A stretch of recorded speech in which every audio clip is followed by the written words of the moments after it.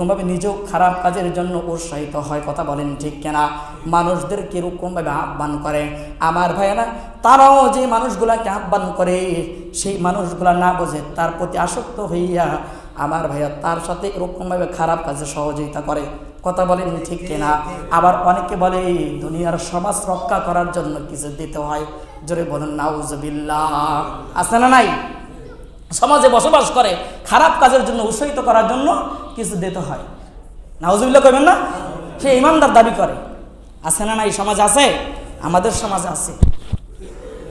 আল্লাহ তাআলা বোঝার তৌফিক দান করুন সকল বলে আমিন।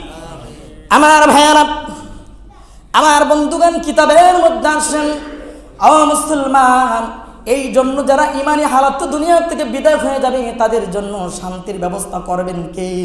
সবাই আওয়াজ দিয়ে বলেন, কে করবে? আল্লাহ পাক রব্বুল আলামিন করবে। কথা বলেন ঠিক কিনা? আমার ভাইয়ারা, আমার বন্ধুগণ, আল্লাহ পাক রব্বুল আলামিন সুন্দর করে জানায় দেয়, বান্দারে আমি আল্লাহ পাকের প্রতি তোমরা ঈমান আনবে, তারপরে নামাজ কায়েম করবে। আমি আল্লাহ তাআলা যে 5টি বিধান দিয়েছি, 5টি বিধান প্রত্যেকটা মুমিন মুসলমান আদায় করবে। যদি এর কোনো একটাকে তোমরা অস্বীকার করো, তাহলে আমি আল্লাহ তাআলাকে অস্বীকার করাবে। তার মানে আমার সাথে কুফরি করা হলো। কারণ কুফর কোনো আল্লাহর জান্নাতে যাবে না। কথা বলেন ঠিক কিনা? এই জন্য বলা হয়েছে শরিয়ত, মারফত, হাকিকত, তরিকত, এই 4টা বিষয় প্রত্যেকটা মানুষের অন্তরের মধ্যে থাকতে হবে।